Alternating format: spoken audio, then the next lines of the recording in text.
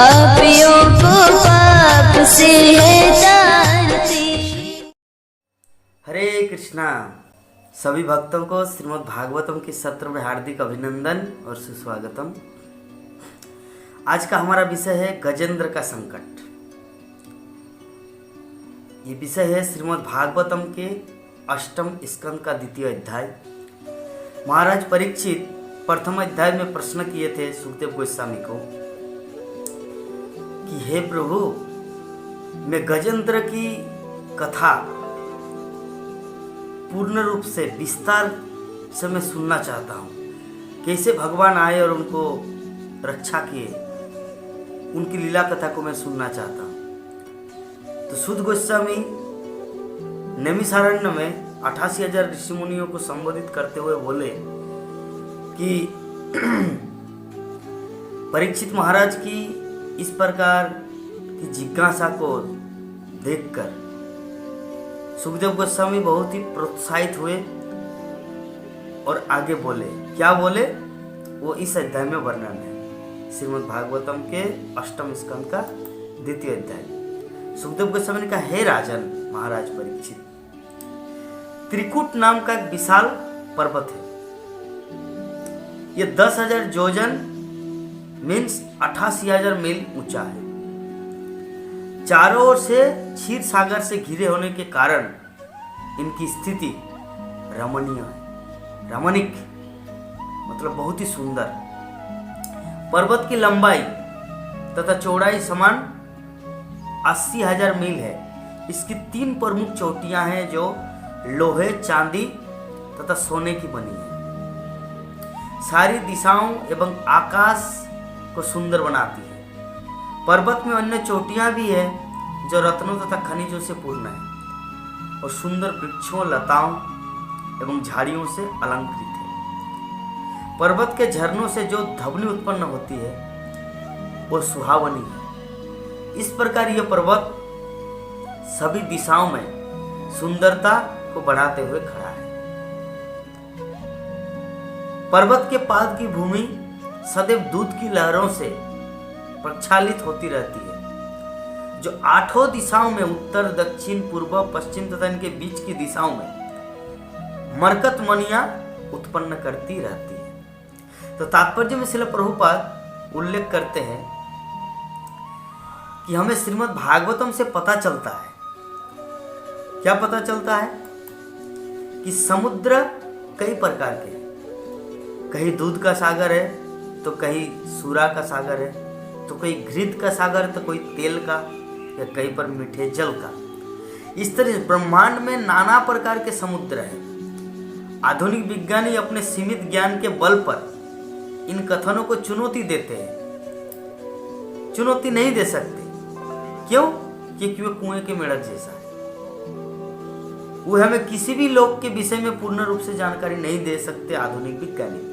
यहाँ तक कि जिस लोक में हम रह सकते हैं, पृथ्वी लोक में, उनके विषय में भी।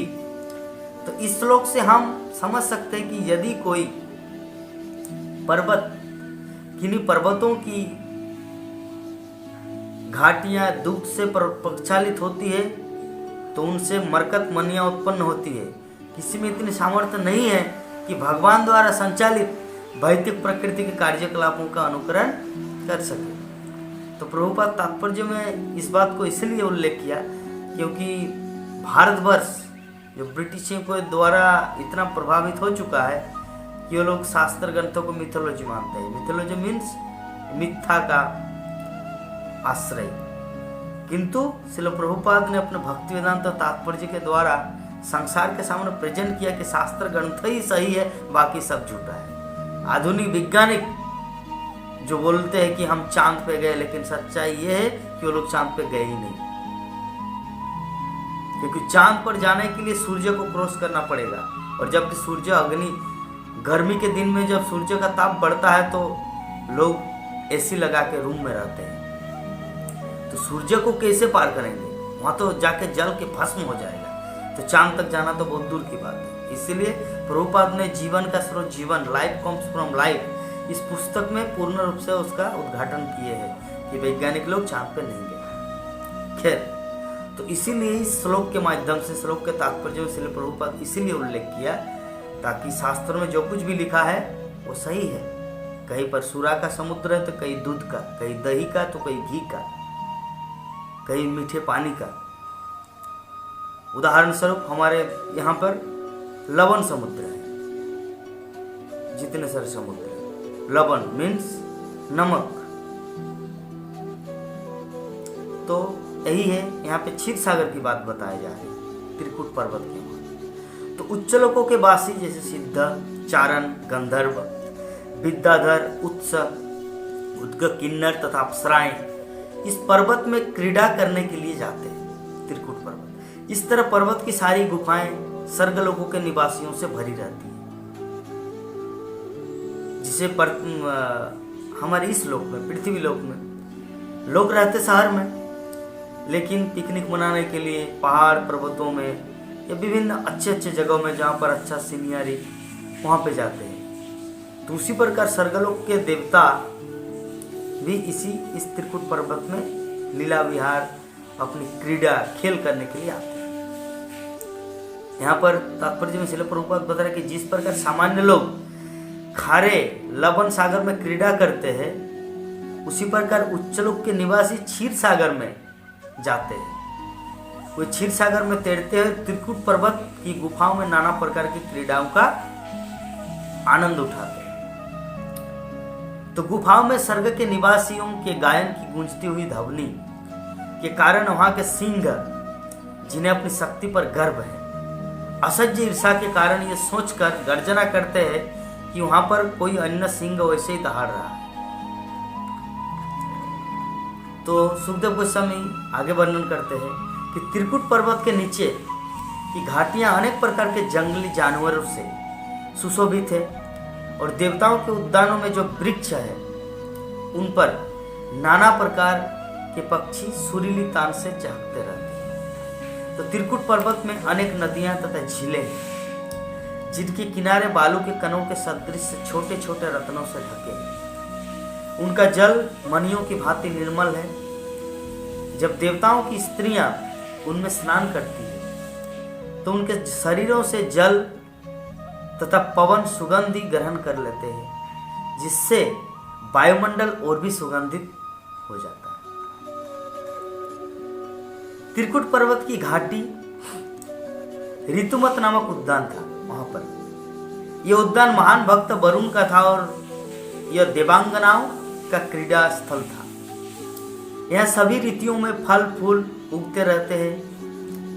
इनमें से मंदार, पारिजात, पाटाल, अशोक, चंपक, आम्र विशेष, च्युत, पियाल, पनस, आम, अमृतक, कमुक, नारियल, खजूर तथा अनार मुख्य थे।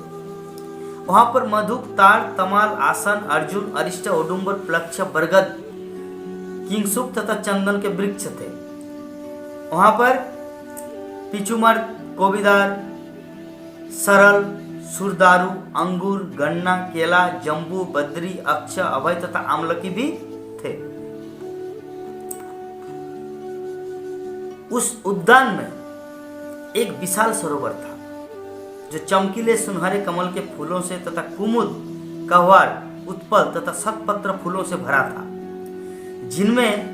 जिसे पर्वत की सुंदरता में वृद्धि हो रही थी। उस उद्यान में बिल्व, कपित्थ, जम्बिट तथा भल्लातक वृक्ष भी थे। मदमत्त भौरे मधुपान कर रहे थे। सरोवर में हंसों, कारंडवों, चक्रावकों, सारसों, जलमुर्गियों, दात्युओं, कोयाष्टियों तथा अन्य चहचहाते पक्षियों के झुंड थे। मछलियों तथा कछुओं के इधर उधर तेजी से गति करने से कमल के फूलों से जो परागकण गिरे थे उनसे जल सुशोभित था। सरोवर के चारों ओर कदम, बेतस, नल, नीत, बंचुलक, कुंद, कुरुबक, अशोस, शिरीष, कुटज, इंगुद, कुब्जक, सन्नयूथी, नाग, पुन्नाग जाति, मल्लिका, सतपत्र, झालका तथा माधवी लताएं थी। सरोवर के तट ऐसे वृक्षों से भली भांति अलंकृत थे जो सभी ऋतुओं में फूल तथा फल देने वाले थे। इस तरह पूरा पर्वत भव्य रूप से सजा हुआ था। तो यहाँ पे त्रिकुट पर्वत का वर्णन किया जा रहा है कि एक बार हाथियों का अगुआ प्रमुख जो त्रिकुट पर्वत के जंगल में रह रहा था, अपनी हाथिनियों के साथ सरोवर की ओर घूमने निकला। उसने अनेक पौधों, लताओं तथा गुल्मों को उनके चुभने वाले कांटों की परवाह न करते हुए नष्ट भ्रष्ट कर डाला। उसके बाद उस हाथी की सुगंध पाकर ही सारे अन्य हाथी, बाघ तथा अन्य हिंस्र पशु यथा सिंह, गेंडे, सर्प एवं सफेद काले सर्प भय से भाग गए। यहां तक कि चमड़ी हिरण भी भाग निकले। इस हाथी की कृपा से लोमड़ी, भेड़ियों, भैंसे, भालू, सुअर, गपुच्च से ही बंदर, खरहे, हिरन तथा अन्य छोटे पशु जंगल में सर्वत्र विचरण करते थे। वे उससे भयभीत नहीं थे। तो तात्पर्य में श्रील प्रभुपाद बोलते कि लगभग सभी पशु इसी हाथी से नियंत्रित थे। फिर भी यद्यपि वे भय रहित होकर विचरण कर सकते थे, किंतु सम्मान के कारण वे उनके समक्ष खड़े नहीं रहते थे। तो वह हाथियों का राजा गजपति झुंड के अन्य हाथियों तथा हाथनियों से घिरा था और उसके पीछे पीछे हाथी के बच्चे चल रहे थे। वो अपने शरीर के भार से त्रिकुट पर्वत को चारों ओर से हिला रहा था। उसके पसीना छूट रहा था, उसके मुंह से मद की लार टपक रही थी और उसकी दृष्टि मद से भरी थी। मधु पीकर भंवरे उसकी सेवा कर रहे थे और वह दूर से ही उन कमल फूलों की रचकनों की सुगंध का अनुभव कर रहा था जो मंद पावन द्वारा उस सरोवर से लाई जा रही थी। इस प्रकार प्यास से पीड़ित अपने हाथियों साथियों से घिरा हुआ गजपति तुरंत सरोवर के तट पर आया। वो हाथियों का राजा गजपति गजेंद्र सरोवर में घुस गया, पूरी तरह नहाया और अपनी थकान से मुक्त हो गया। तब उसने अपनी सूंड से जी भरकर शीतल जल, स्वच्छ अमृतमय जल पिया और कमल पुष्पों तथा जल कुमुंदनियों की रज से मिश्रित था। वो जल क्या था? कुमुंद, कमल पुष्पों तथा कुमुंदनियों की रज। तो आध्यात्मिक ज्ञान से विहीन एवं अपने परिवार वालों के प्रति अत्यधिक आसक्त मनुष्यों की भांति उस हाथी ने कृष्ण की बहिरंगा शक्ति माया द्वारा मोहित होकर अपनी पत्नी तथा बच्चे को स्नान कराया और पानी पिलाया। उसने अपनी सूंड में सरोवर का पानी भरकर उन सब के ऊपर छिड़का। उसने इस प्रकार में उगने वाले कठिन श्रम की परवाह नहीं की। हे राजा, भाग्यवश एक बलिष्ठ घड़ियाल ने, जो हाथी पर क्रुद्ध था, जल के भीतर से ही हाथी के पैर पर आक्रमण किया। हाथी निश्चय बलवान था और उसने भाग्य द्वारा प्रेषित इस संकट से अपनी शक्ति भर अपने को छुड़ाने का बहुत प्रयत्न किया। तत्पश्चात गजेंद्र को उस विकट स्थिति में देखकर उसकी पत्नी अत्यधिक दुखी हुई और चिढ़ाने लगी। दूसरे हाथियों ने गजेंद्र की सहायता करनी चाहिए, किंतु घड़ियाल की विपुल शक्ति के कारण वे उसे पीछे से पकड़कर उसको नहीं बचा सके। हे राजा परीक्षित, इस तरह हाथी तथा घड़ियाल जल के बाहर तथा जल के भीतर एक दूसरे को घसीटकर 1000 वर्षों तक लड़ते रहे।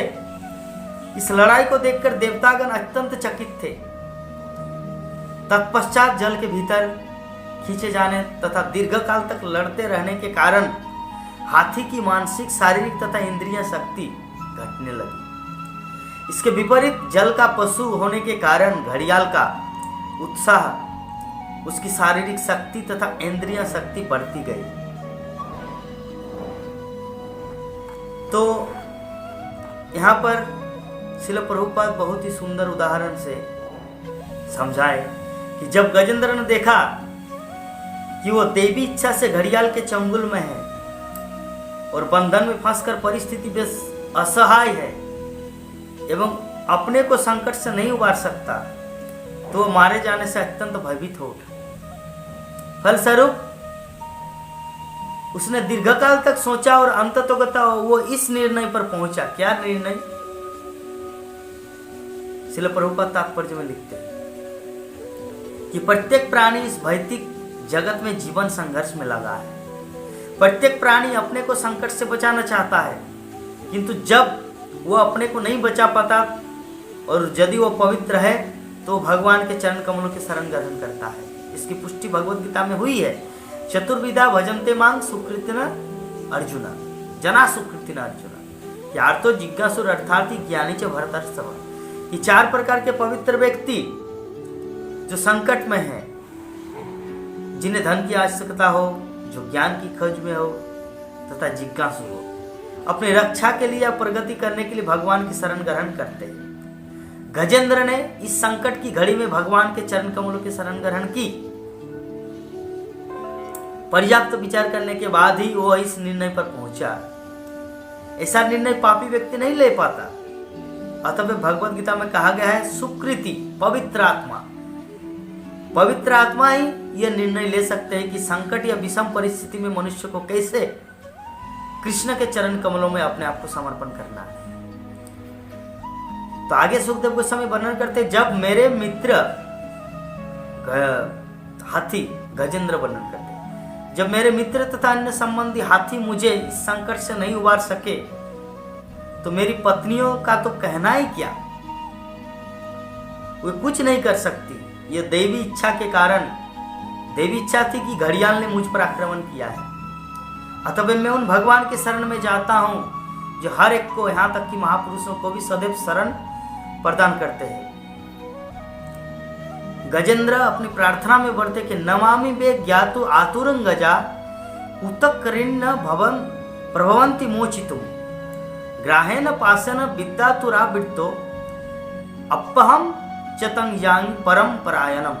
मतलब मैं उस भगवान की शरण ग्रहण करता हूं। मेरी पत्नियों का क्या कहना, मेरे दोस्त, मेरे साथी मुझे नहीं बचा सके।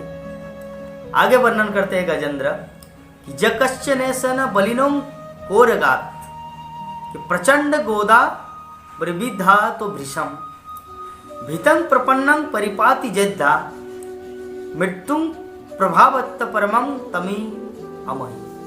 कि भगवान निश्चय ही हर एक को ज्ञात नहीं है, किंतु वह है अत्यंत शक्तिशाली तथा प्रभावशाली। अतएव यद्यपि काल रूपी सर्प प्रचंड वेग से निरंतर मनुष्य का पीछा कर रहा है और उसे निगलने को उद्यत है, तथापि यदि वो इस सर्प से डरकर भगवान की शरण में जाता है तो भगवान उसे संरक्षण प्रदान करते हैं, क्योंकि भगवान के भय से मृत्यु भी भाग जाती है। अतः मैं उनकी शरण ग्रहण करता हूं जो महान एवं शक्तिशाली परम सत्ता है और हर एक के वास्तविक आश्रय है। तो श्रील प्रभुपाद तात्पर्य में यहाँ पर वर्णन करते कि जो बुद्धिमान व्यक्ति होगा वो भगवान श्री कृष्ण की शरण ग्रहण करते हैं। तात्पर्य में बहुत सुंदर बताया गया कि श्रील प्रभुपाद उदाहरण देते हैं। भगवत गीता में कहा गया मृत्यु सर्व हरश्चाहम। भगवान श्री कृष्ण भगवत गीता में कहते हैं मैं सर्वभक्षी मृत्यु हूँ। अतः मृत्यु वो प्रतिनिधि है जो प्रत्येक देहधारी जीव से सब कुछ छीन लेती है। कोई ये नहीं कह सकता कि मृत्यु से नहीं डरता, ये झूठी धारणा। हर व्यक्ति मृत्यु से डरता है, कोई ये नहीं कह सकता, किंतु जो भगवान की शरण ग्रहण करता है वो मृत्यु से बच सकता है।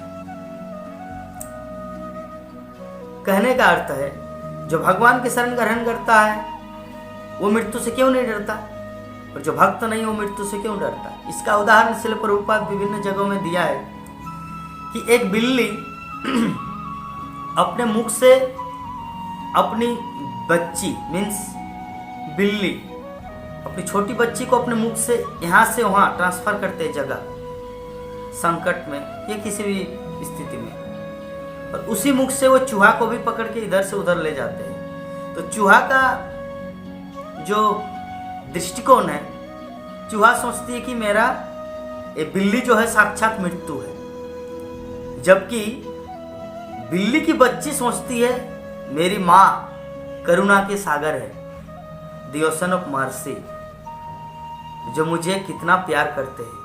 मतलब वो उसी मुख से, उसी दांत, उसी जीवा से उसको पकड़ के इधर से उधर ले जा रहे हैं। लेकिन बिल्ली की बच्ची ये नहीं समझ सकती, समझेंगे क्यों, क्योंकि उसकी माँ है। तो उसी प्रकार जो भगवान का भक्त है वो सर्वदा भगवान को अपना प्रियतम मानता है, अपना पिता मानते हैं। तो यहाँ पर भगवत गीता में कहते हैं कि मृत्यु सर्वचाहरम, मतलब मैं सर्वभक्षी मृत्यु में सबको निगल लेता हूँ समय पर। तो जो भक्त है वो नहीं डरता, क्यों? क्योंकि मृत्यु तो भगवान का प्रतिनिधि है, मृत्यु साक्षात कृष्ण नहीं है। अभक्त के लिए मृत्यु उनका साक्षात जमराज है, किंतु भक्त के लिए मृत्यु कृष्ण का प्रतिनिधि है। तो कृष्ण का प्रतिनिधि कृष्ण के भक्त को कैसे विपत्ति या संकट दे सकता है या उसको कुछ हानि पहुंचा सकता है। इसीलिए भक्तगण नहीं डरते मृत्यु के स्थिति में। इसीलिए कहा जाता है धीरज तत्त न मुह्यति। धीरज तत्त, धीर मतलब भक्त। जो भक्त होता है वो किसी भी स्थिति में नहीं डरता। देहुनस्मिन जथा देहे कौमारम यौवनम जरा तथा देहांतर प्राप्ति धीरज तत्त न मुह्यति। मतलब जिस प्रकार मनुष्य बाल्यावस्था से युवावस्था, युवावस्था से वृद्धावस्था, अंत में मृत्यु को प्राप्त होते हैं, किंतु जो धीर है, जो भक्त है, वो इस भय से नहीं डर, मतलब इस स्थिति से नहीं डरता, उसका मृत्यु होने के बावजूद भी। क्यों? क्योंकि भगवान की शरण ग्रहण कर चुके। तो हम सबका भी ये परम कर्तव्य है कि कृष्ण भक्त बना जाए। मनुष्य जीवन ही वो सुजोग है जब हम लोग पूर्ण रूप से कृष्ण की शरण ग्रहण कर सकते हैं और कृष्ण को जान सकते हैं। शास्त्रों में कहा गया कि जन्म कर्म चमे दिव्यम। भगवान का जन्म कर्म को अगर कोई जानता है, जो व्यक्ति तत्ततः, जो इसे जानता है तत्ततः फिलोसॉफिकली, तक्ता देहं पुनर्जन्म, जब वो शरीर छोड़ता है, तक्ता देहं पुनर्जन्म नेति मामिते सर्जुन। तो पुनर्जन्म, उसका पुनर्जन्म नहीं होता, बल्कि वो भगवान के धाम को प्राप्त होता है। तो हम सबका परम कर्तव्य है कृष्ण भक्ति की ओर पूर्ण रूप से अग्रसर हो और अपने जीवन को कृष्ण भावना में लगाए। तो आप सभी भक्तों को बहुत बहुत धन्यवाद गजेंद्र की इस कथा को श्रवण करने के लिए। आगे और भी 2-1 चैप्टर है, अध्याय है, जो गजेंद्र के लीला से भगवान ने कैसे आके बचाया उसको, ये सब लीला कथा वर्णन है। हरे कृष्ण।